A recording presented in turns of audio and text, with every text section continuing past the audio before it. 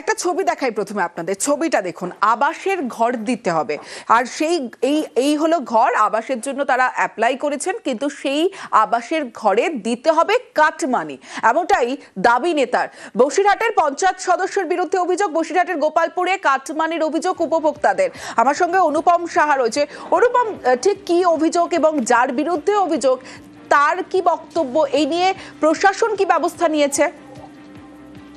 দেখো, এটা হচ্ছে উত্তর চব্বিশ পরগনার যে হাড়োয়ার গোপালপুর 2 নম্বর পঞ্চায়েতের পুকুরিয়া গ্রামের 272 নম্বর বুথের ঘটনা। এখানকার স্থানীয় বাসিন্দারা যেটা জানাচ্ছে যে 272 নম্বর বুথের পঞ্চায়েত সদস্য শাহজাহান বিশ্বাস, তিনি দীর্ঘদিন ধরে আবাসের যোজনার ঘর দেবে বলে তাদের কাছ থেকে বিভিন্ন তার মানে অ্যামাউন্ট নেয়, 10,000, 15,000, এমনকি 25,000 টাকা পর্যন্ত তাদের কাছ থেকে নিয়েছে। কিন্তু দীর্ঘদিন তাদেরকে ঘর দেওয়া হয় না। তাদেরকে সেই উপভোক্তারা তারা ঘর যেতে গেলে তাদেরকে হুমকি দেওয়া হয়, এমনকি তাদেরকে এমনও বলা হয়েছে যে তাদেরকে মিথ্যা অপবাদে তাদেরকে জেল হেফাজতে ঢোকানো হবে, এমনও কিন্তু অভিযোগ করা হচ্ছে। এবং তারপরে বহুদিন যাওয়ার পরে এবার যে উপভোক্তারা যারা এইসব টাকা পয়সাগুলো দিয়েছিল তারা একত্রিত হয়, আজকে বিক্ষোভ দেখায়।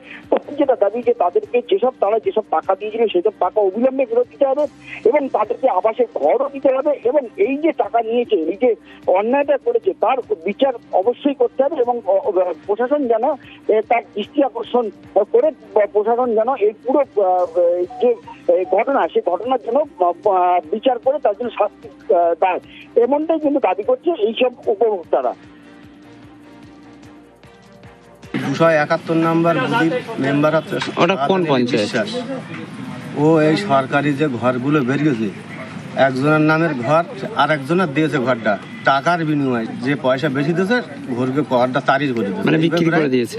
18-20 জনের ঘর এইরকম করেছে, 10,000, 15,000, 20,000 যার যেরকম পেরেছে তার কাছে সেইভাবে বুঝিয়ে নিয়েছে। প্রায় 40-41 বিঘে ঘেরি পার্টির জমির টাকা আছে, জনগণের টাকা। আজকে ওই টাকাটা 6-7 বছর দেয় না, এই টাকাগুলো সব একাই তছরূপ করেছে। কি চাইছেন? আমরা ওর রীতিমতো সুস্থ বিচারটাই চাই, যাদের ঘর তাদের ফিরিয়ে দেখ, যাদের কাছে টাকাগুলো তাদের টাকাগুলোও ফিরিয়ে দেখ।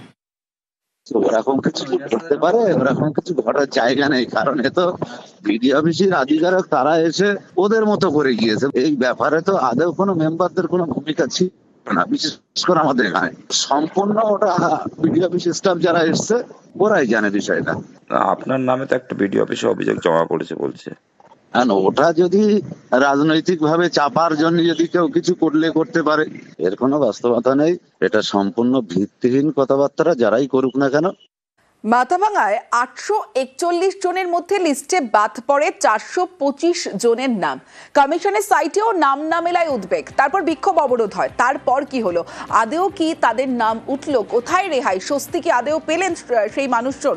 জানবো, রাজেশ রয়েছে আমার সঙ্গে। রাজেশ, দেখো, মাথাভাঙা 1 ব্লকের পচাগড় গ্রাম পঞ্চায়েতের ডাংকোবা এলাকায় কিন্তু 2002 সালের যে ভোটার তালিকা নির্বাচন কমিশনের ওয়েবসাইটে ছিল, সেই সময় কিন্তু 425 জনের নাম পাওয়া যায়নি, যার ফলে কিন্তু আতঙ্কিত হয়ে পড়েন এলাকার সাধারণ মানুষ। কারণ 2002-এর তালিকায় নাম না থাকলে এসআইআর এর ক্ষেত্রে আবেদনের জন্য সমস্যার মুখে পড়তে হবে, এবং তারা এই নিয়ে কিন্তু এলাকার সাধারণ মানুষ যথেষ্ট উদ্বিগ্ন ছিলেন। এরপর এলাকার সাধারণ মানুষ কিন্তু ক্ষিপ্ত হয়ে ওঠেন, তারা বিভিন্ন সময় বিক্ষোভ দেখান, এমনকি মাথাভাঙা শিলিগুড়ি রাজ্য সড়ক 2বার অবরোধ করেন। পরবর্তীতে কিন্তু প্রশাসনের পক্ষ থেকে আশ্বাস দেওয়া হয়, কিন্তু গতকাল নির্বাচন কমিশনের ওয়েবসাইটে এই 425 জনের যে নাম ছিল না সেটা কিন্তু তারা দেখতে পান, যার ফলে কিন্তু স্বস্তি মিলেছে এলাকার সাধারণ মানুষের মধ্যে। তারা কিন্তু এর ফলে যথেষ্ট খুশি। বেশ,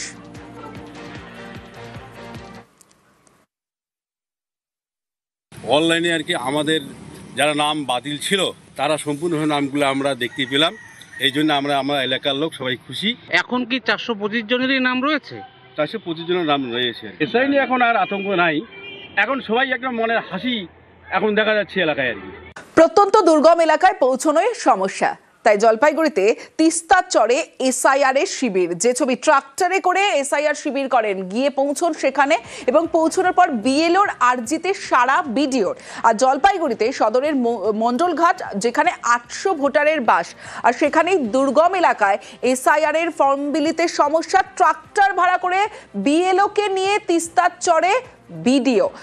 আমার সঙ্গে শান্তনু রয়েছে, শান্তনুর সঙ্গে কথা বলবো। শান্তনু, বিডিওর উদ্যোগে বিএলওর এই উদ্যোগ, স্বাভাবিকভাবেই যে সমস্ত মানুষজন 800 ভোটারের বাস, সেখানে 800 ভোটার উপকৃত হয়েছেন বলাই যায়। একদম ঠিক তাই, কারণ এই মানুষগুলো কিন্তু ভাবছিলেন যে তাদের এই যে ফর্মগুলো রয়েছে তা ফিল আপ করার পর সেগুলো প্রশাসন কিভাবে গ্রহণ করবে। কারণ বিএলওর পক্ষে রোজ রোজ গিয়ে কিন্তু তাদের সেই কাজ সম্পন্ন করা একার পক্ষে সম্ভব হয়ে দাঁড়াচ্ছিল না।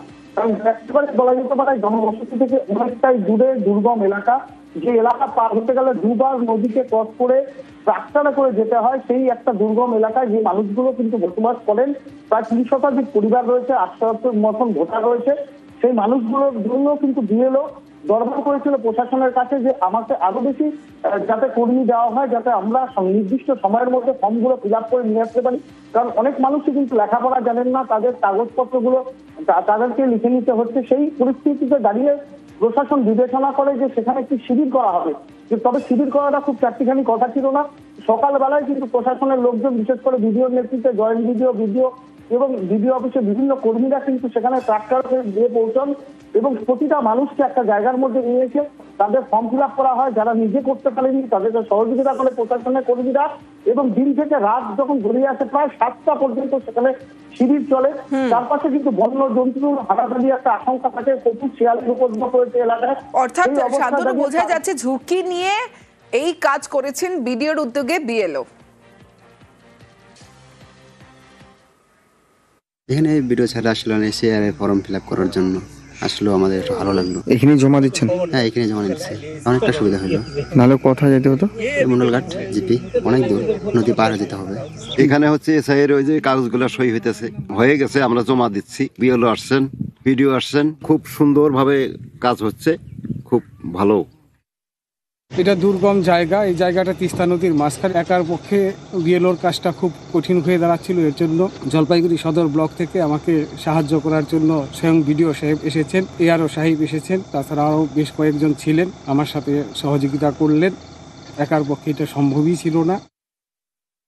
আমাদের সদর ব্লকে যে 372টা পার্ট আছে, সেই পার্টের বিভিন্ন জায়গায় যেখানে যেখানে বিএলওরা হেল্প চেয়েছে আমাদের কাছে, সেসব জায়গাতে আমরা পৌঁছাচ্ছি এবং বিএলওরা খুব ভালোভাবেই করছে। তাদেরকে বিভিন্নভাবে উৎসাহ দেওয়া দরকার আছে। বাহিরচরে ট্রাক্টর নিয়ে প্রায় 8-10 কিলোমিটার রাস্তা জার্নি করে তারপরে যেতে হয় ওখানে। তাছাড়াও ওখানকার মানুষ খুব একটা ভালো করে লিখতে পড়তে পারে না, যার কারণে ফর্ম ফিল আপেও অসুবিধা হচ্ছিল। ভোটারও প্রায় 700-800-র কাছাকাছি। সব মিলিয়ে কাজটাকে সময় মতন তুলতে গেলে ওনাদের একটা সাপোর্ট দরকার ছিল, সেই সাপোর্টটা দেওয়ার জন্যই মূলত আমাদের যাওয়া। ওখানে জন্তু জানোয়ারও একটা আছে এবং দুর্গম প্রচন্ড, কিছুটা তো জলপথ আছে, যদিও ট্রাক্টর এখন যাচ্ছে, ট্রাক্টরে করে গেছিলাম এবং ট্রাক্টরের পথটাও অত্যন্ত দুর্গম আর কি।